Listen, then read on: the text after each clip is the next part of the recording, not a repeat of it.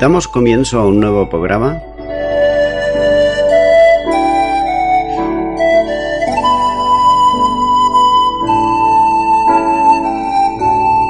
Servidores de Dios.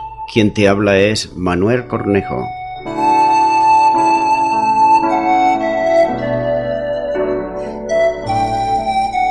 Este es un programa que está respaldado por la Iglesia Evangélica Misión Evangélica de Cataluña.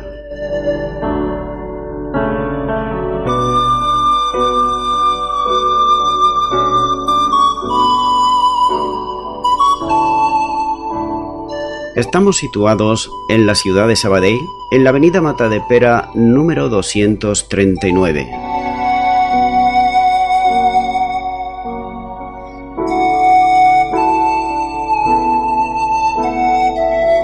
Antes de dar introducción a la palabra de Dios, estaremos poniendo una alabanza.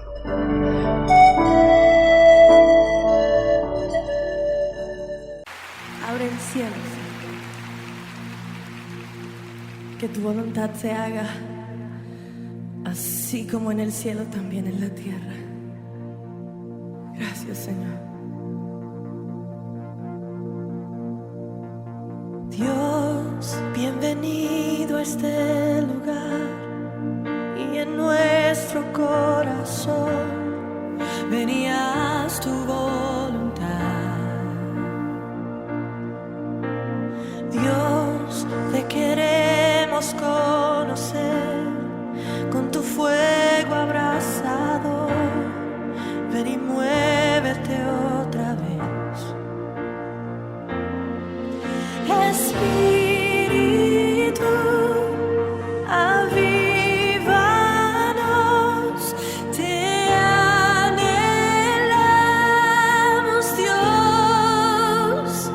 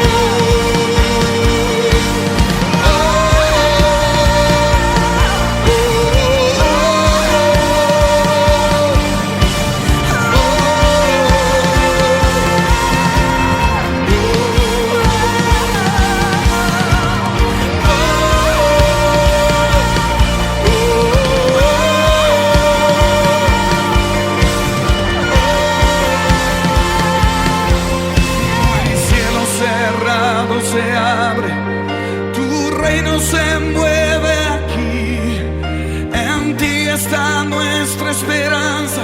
Oh gran Dios,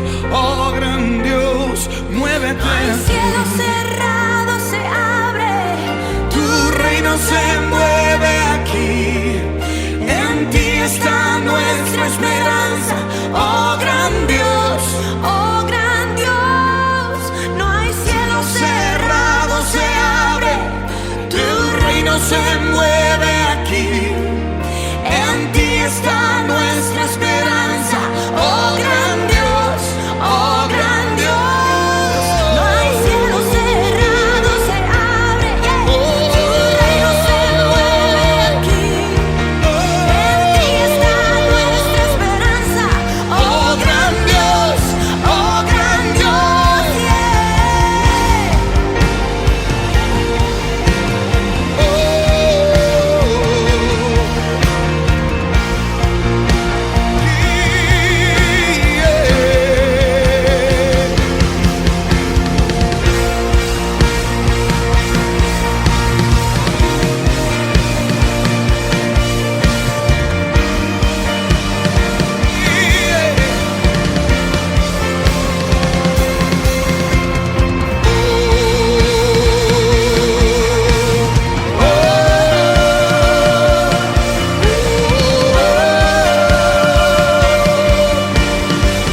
Levanta tu clamor, clama, clama.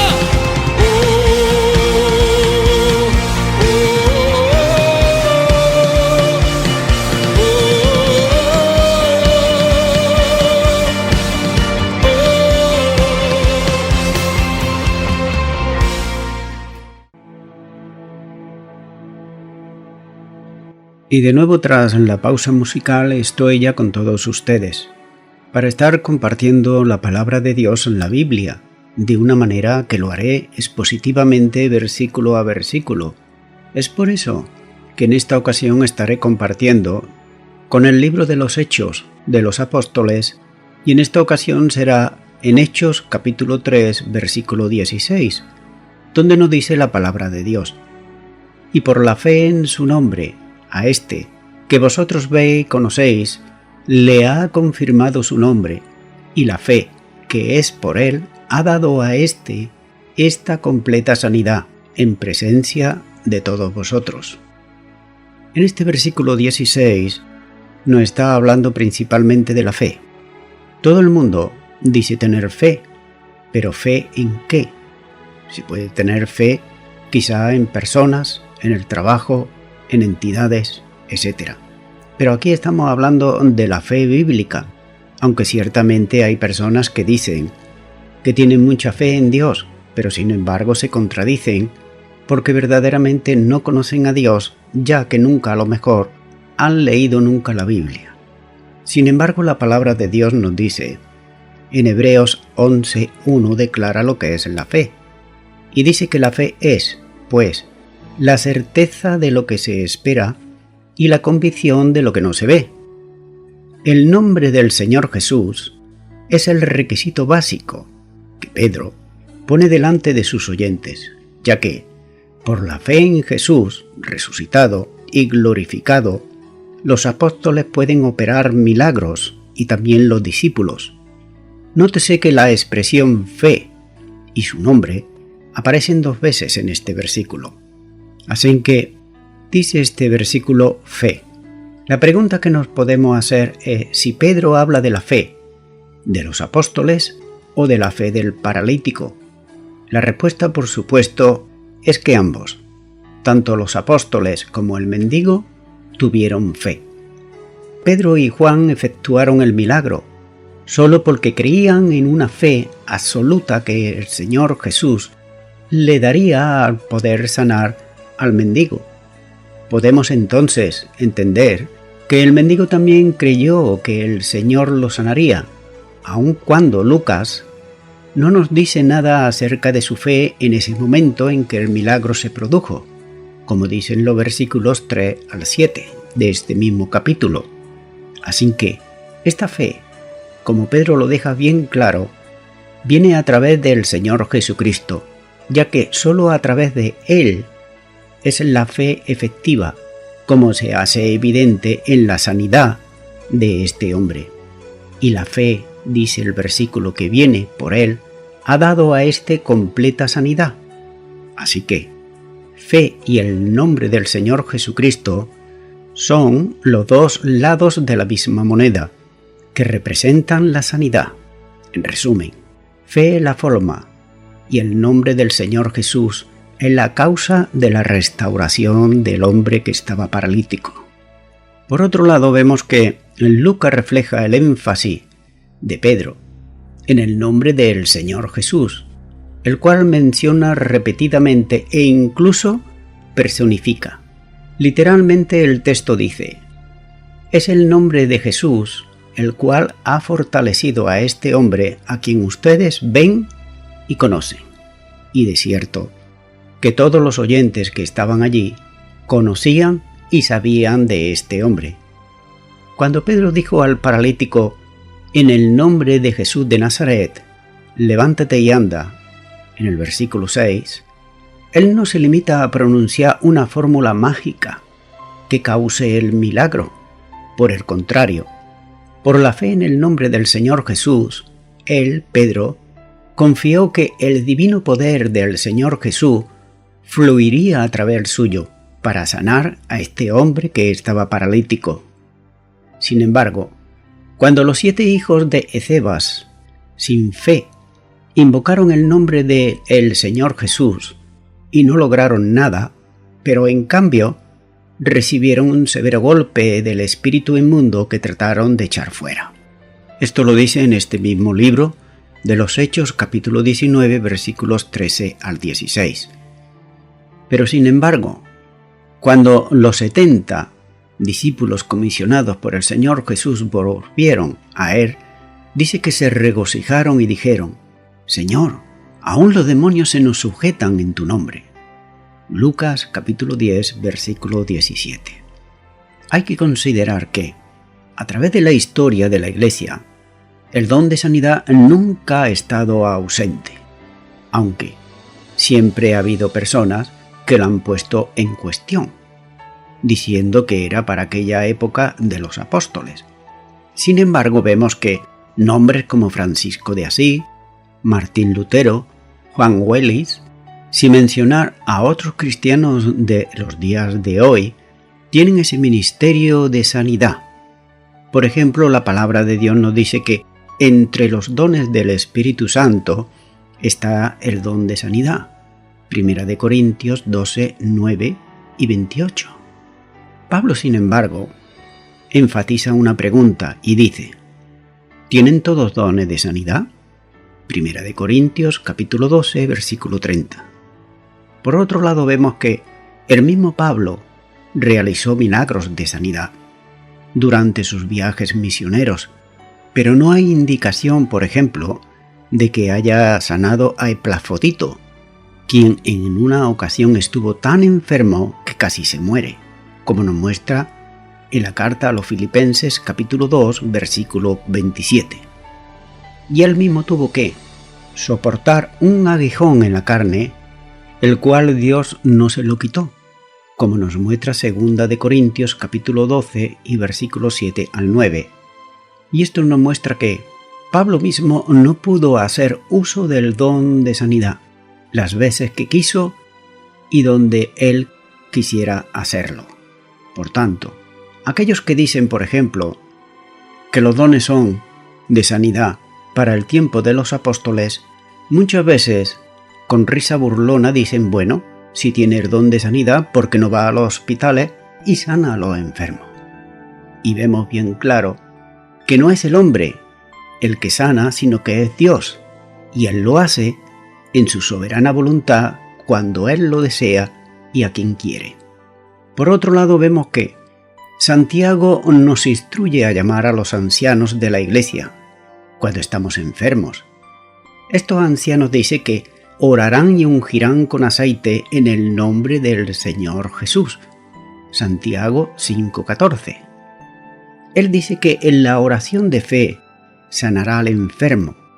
En esta misma carta de Santiago, el mismo capítulo 5, pero ahora el versículo siguiente, el 15. Lo que significa que los requisitos para que el Señor responda son, en primer lugar, la oración y la fe. A veces, los milagros de sanidad no ocurren especialmente cuando Dios quiere fortalecer nuestra fe y lo hace para su gloria. Tal como enseña en la Escritura, Dios responde a la oración a su tiempo y en su propia forma. Por eso, le dijo a Pablo: «Bástate mi gracia, porque mi poder se perfecciona en la debilidad». Segunda de Corintios capítulo 12 y versículo 9. Continúo ahora con Hechos capítulo 3, versículo 17. Mas ahora, hermanos, sé que por ignorancia lo habéis hecho, como también vuestros gobernantes. Esto recuerda las palabras del Señor Jesús en la cruz, en Lucas 23 y versículo 34, donde Él oró al Padre y le dijo que no tuviera en cuenta ese pecado, ya que lo hacían por ignorancia. Sin embargo, incluso en su ignorancia, la gente, las personas, eran espiritualmente y son espiritualmente en el día de hoy responsables cada uno de su acto. Se supone que los habitantes de Jerusalén, aquellos a quienes le estaba hablando Pedro, son idénticos al pueblo de Lucas, capítulo 23, versículo 15, que ellos se pusieron de parte de los acusadores del Señor Jesús. En contraste con las mujeres, vemos por otro lado que lloraban, en Lucas capítulo 23, versículo 27, y también en contraste con los muchos espectadores que volvieron de la crucifixión golpeándose el pecho, Lucas capítulo 23, versículo 48. En cierto modo, esta excusa fue una manera de ayudar a la gente a aceptar su propia responsabilidad. En otras palabras, para que se dieran cuenta que ellos, aunque lo hicieron en ignorancia, eran responsables de sus actos. Porque ni ellos ni los gobernantes se dieron cuenta de que Jesús de Nazaret era su Salvador, enviado por Dios, ni sus gobernantes se dieron cuenta tampoco de esto, a pesar de las claras palabras pronunciadas por él mismo, cuando dijo: «No saben lo que hacen». Lucas 23, versículo 34. Aunque más a menudo se toma como referencia a los verdugos romanos, al decir que fueron ellos los que crucificaron y mataron al Señor Jesús. Se podría pensar que las palabras de Pedro eran sorprendentemente leves para personas como Caifás y los demás sacerdotes principales, cuya determinación de matar al Señor Jesús se subraya en todos los evangelios bien claro.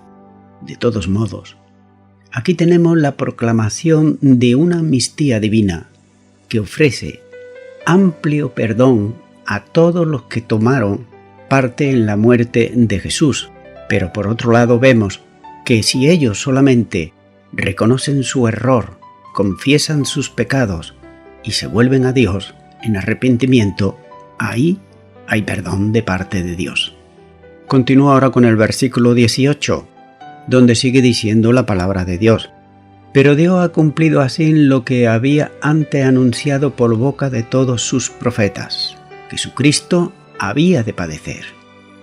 Todas las cosas que le sucedieron a Jesús en su sufrimiento y muerte ocurrieron en el cumplimiento de las palabras que los profetas ya habían anunciado siglos anteriores, quienes predijeron que el Mesías debería de sufrir, como lo dice por ejemplo Isaías capítulo 50, versículo 6, y también el capítulo 53, versículo 3 al 12. Es cierto que no dijeron claramente que era el Mesías el que iba a sufrir. Hablaron del siervo obediente de Dios, sufriendo por los pecados de otros. Pero el mismo Jesús aceptó y cumplió su misión mesiánica en función del relato profético del siervo obediente, y otros, sufrientes justos, y la interpretación de los apóstoles se ajustaba muy bien precisamente al Señor Jesús. vemos también que los sufrimientos del siervo fueron soportados para que a través de ellos la salvación alcanzara a muchos.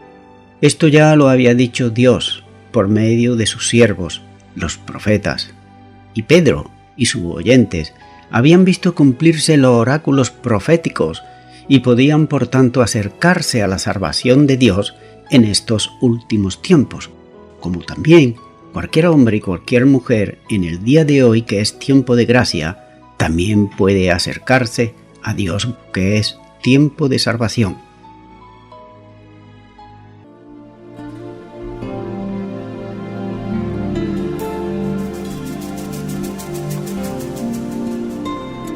Queremos ser la generación de reconciliación y paz.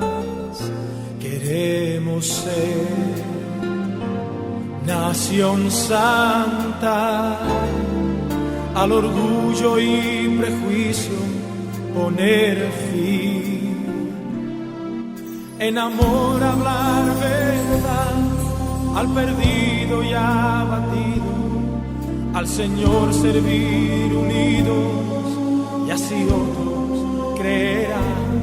Seamos la generación de reconciliación y paz.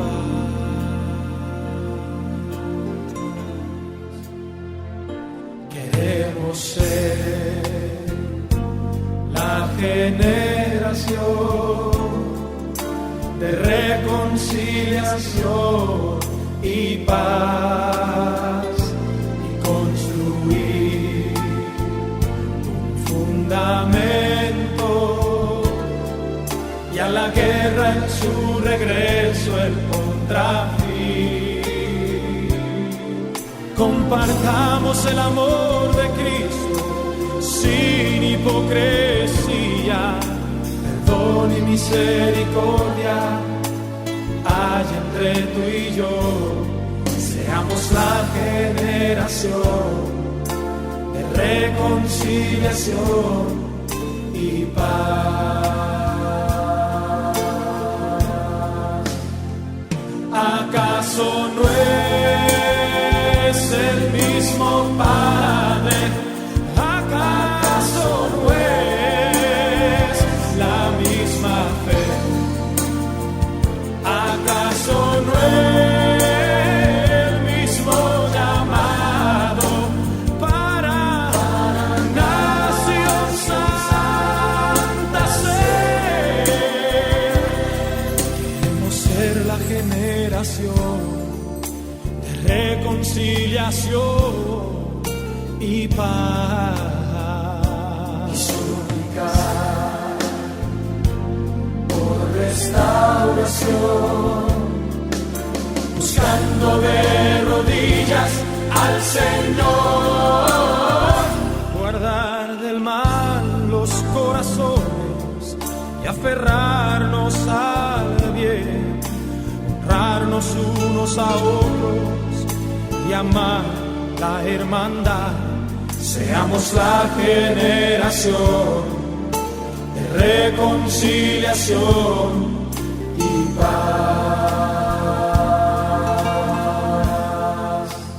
Oh, seamos la generación de reconciliación y paz.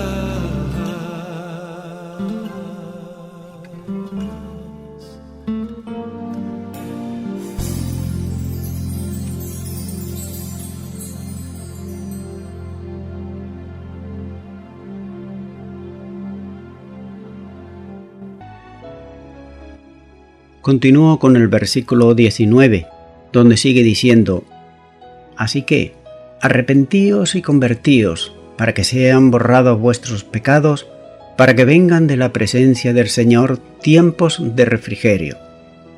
Obviamente, la gente se reunió para oír la explicación de un milagro, pero resulta que el fenómeno tuvo el propósito no solamente de sanar el cuerpo del cojo, sino también es de sanar el alma de los oyentes, es decir, del pueblo.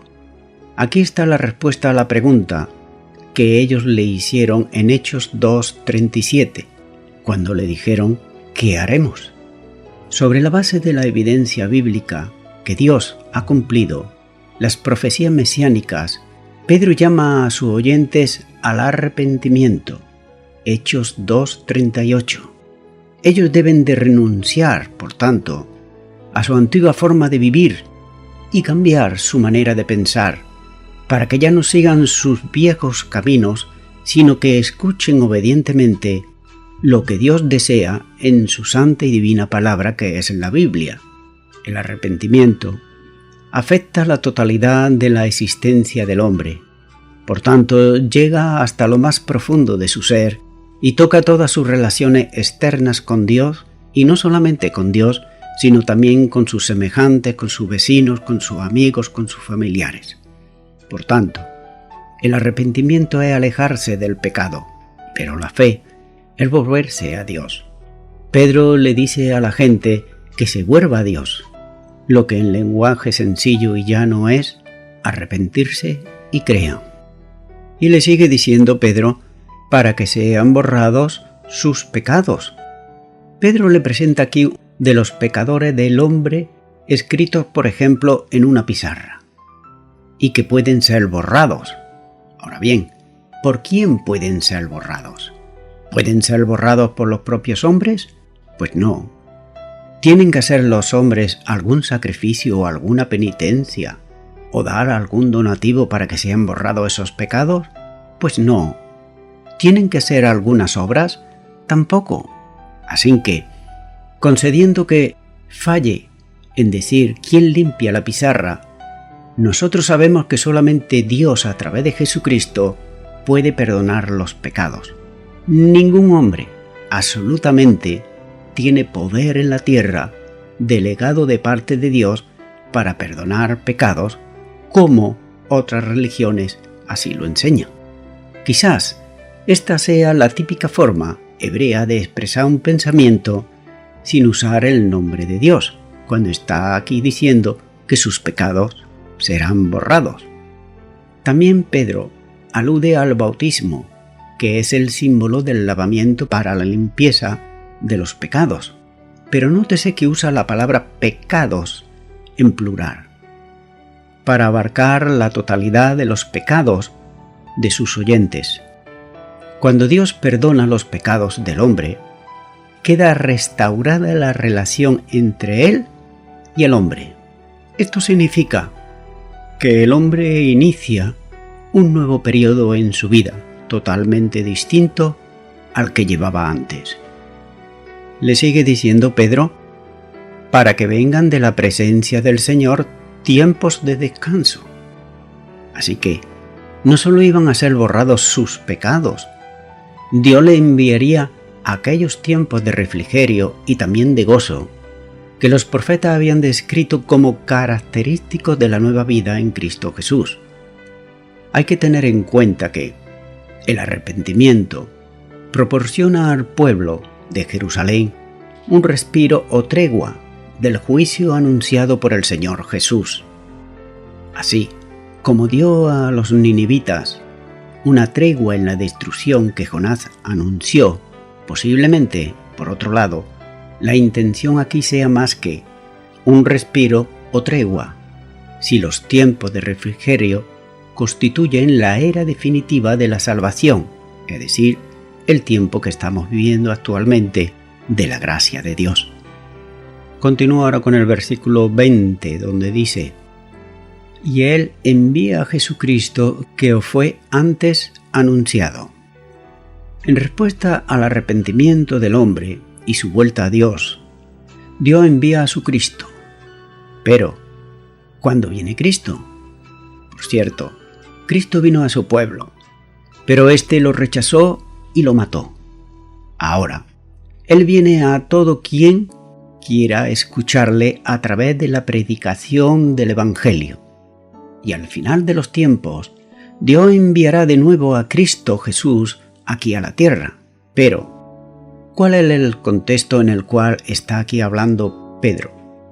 Él se dirige a los judíos, quienes, aunque no aceptaron a Cristo anunciado por Dios cuando Él vivió entre ellos, ahora reciben la oportunidad de reconocerle como su Mesías.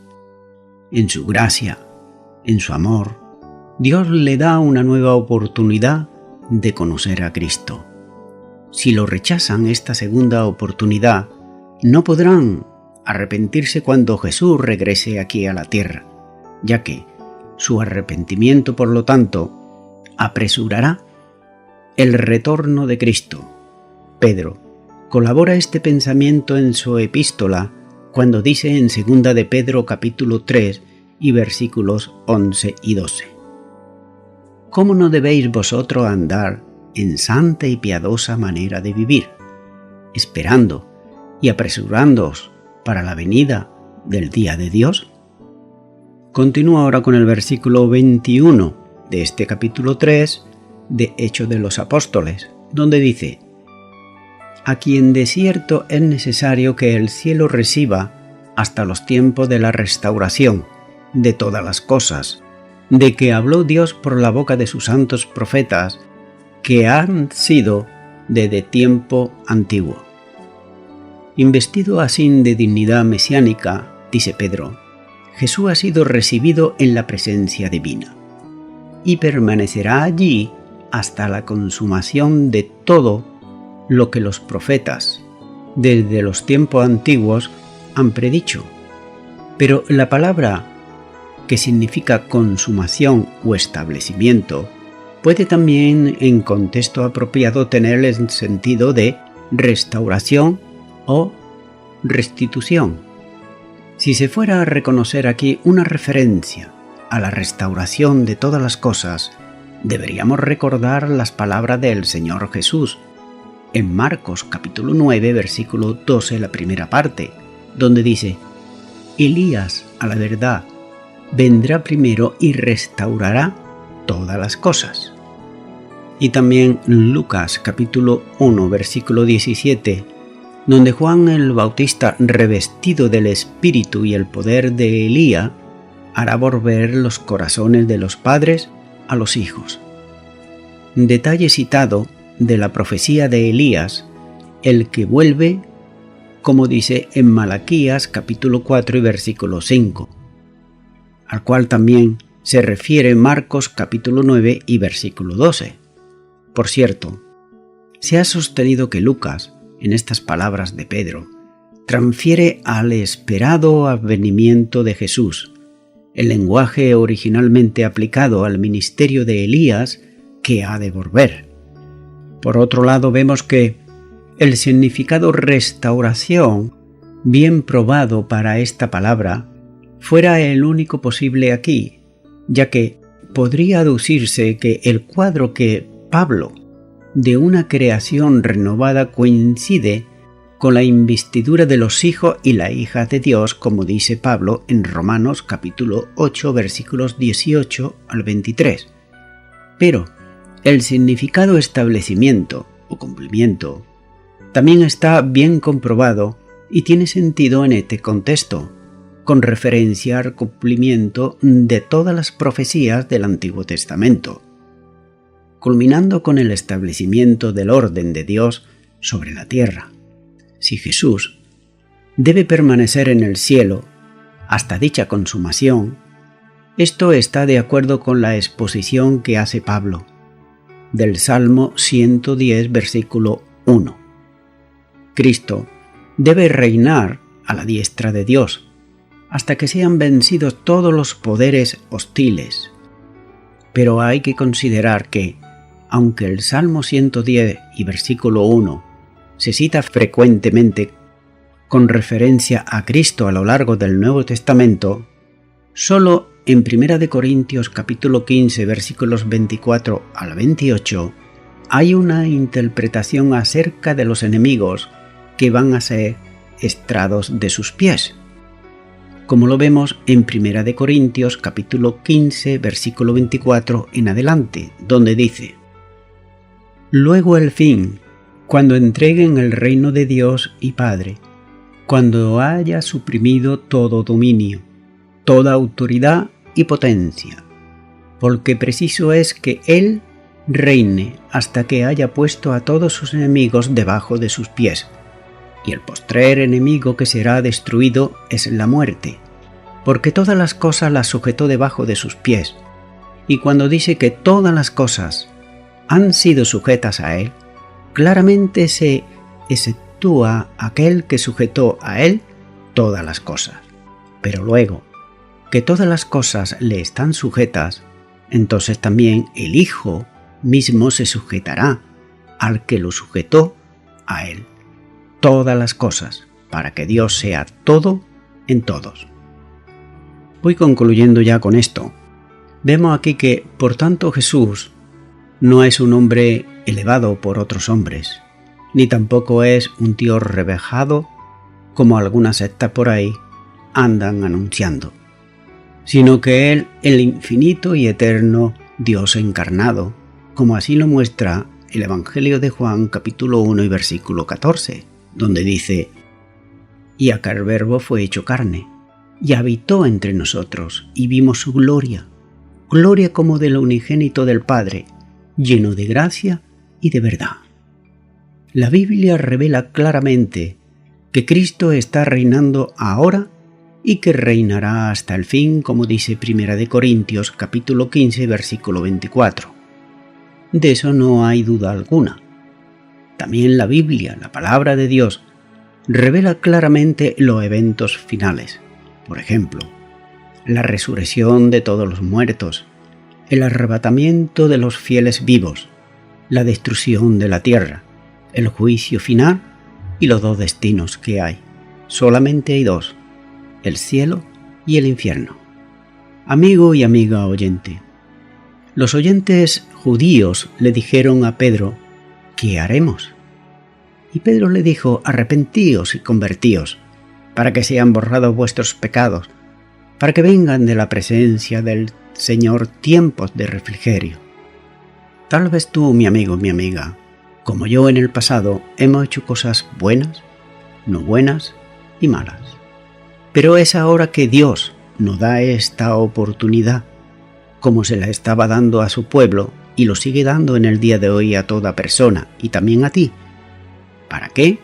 Para que puedas arrepentirte, y arrepintiéndote con Dios, Él borrará tus pecados y podrá reconciliarse contigo. ¿Querrás tú reconciliarte con Dios por medio de Jesucristo?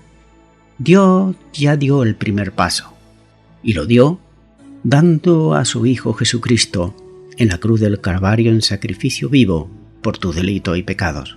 Pero ahora te toca a ti dar el siguiente paso. ¿Y cuál es? Abrir tu corazón y recibirle a Jesucristo como tu Señor y tu Salvador. Por eso, yo te animo ahora que tú ores conmigo para recibir a Cristo en tu corazón. Repite y di ahí a donde estás: Señor Jesús, te pido perdón por todos mis pecados. Me arrepiento de ellos. Solamente tú puedes borrar mis pecados. Solamente tú, Jesucristo, puedes reconciliarme con Dios. Por eso, yo te abro mi corazón y te recibo en este momento como mi Señor y mi Salvador. Y te doy gracias en el nombre de Jesús. Amén. Bien, amigo y amiga, si tú has hecho esta oración de todo tu corazón, es bueno que tú ores a Dios. Comienza a orar a Dios en el nombre del Señor Jesucristo. También es bueno que, si no lo has hecho antes, pues comiences también a leer la palabra de Dios, que es la Biblia. Comienza cada día leyendo una porción de la Biblia. También es necesario que para que puedas crecer sanamente espiritualmente y desarrollarte bien, puedas congregarte en una iglesia cristiana evangélica donde se predique, se enseñe y se practique la palabra de Dios. Congrégate ahí.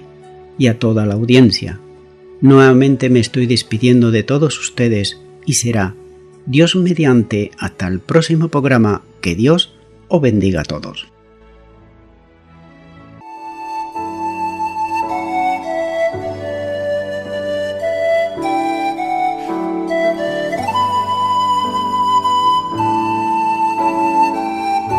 Te recuerdo que estamos situados en la ciudad de Sabadell, en la avenida Matadepera 239. Los horarios de culto son los siguientes. El miércoles a las 7 de la tarde, culto de oración. El viernes a las 7 de la tarde, estudio bíblico. Y el domingo por la mañana, a las 11 de la mañana, alabanza, adoración y escuela dominical. Y por la tarde, a partir de las 6 de la tarde, predicación de la palabra de Dios.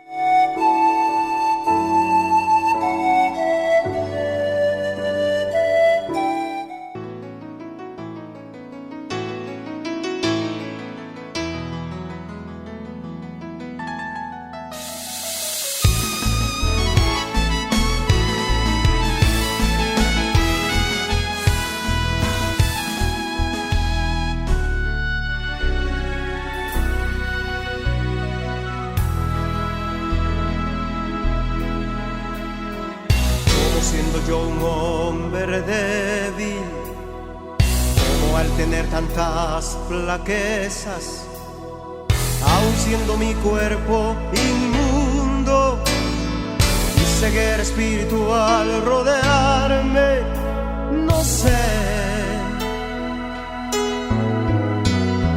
como siendo yo un hombre débil, como al tener tantas flaquezas, aun siendo mi cuerpo inmundo y ceguera espiritual rodearme, no sé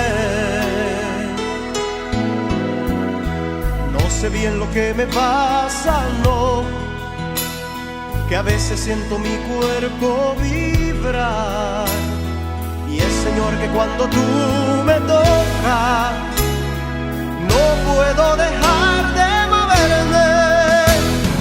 Que tiene tu presencia, Dios, que cuando me toca tengo que llorar. Cuando siento sobre mí tu espíritu, Dios, tengo que temblar, llorar y reír. Que tiene tu presencia, Dios, que cuando me toca tengo que llorar. Cuando siento sobre mí tu espíritu, Dios, tengo que temblar, llorar y reír.